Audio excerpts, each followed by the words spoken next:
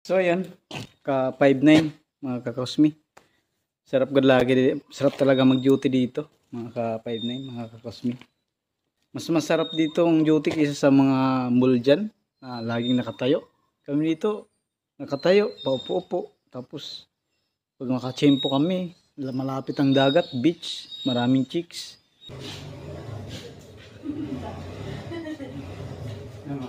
Dito ba ba? Dito na. Ano kami po? Ito. Dito? Opo. Doon sa hotel ko yung para punta.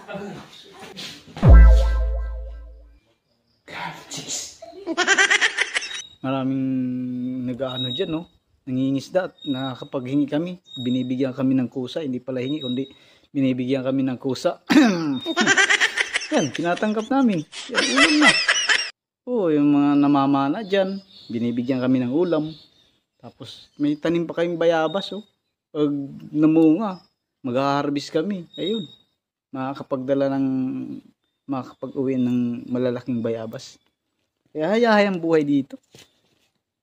Kahit yung bakanting lote dyan, mas hayahay dito sa amin kaysa sa bakanting lote. Wala yan, panis.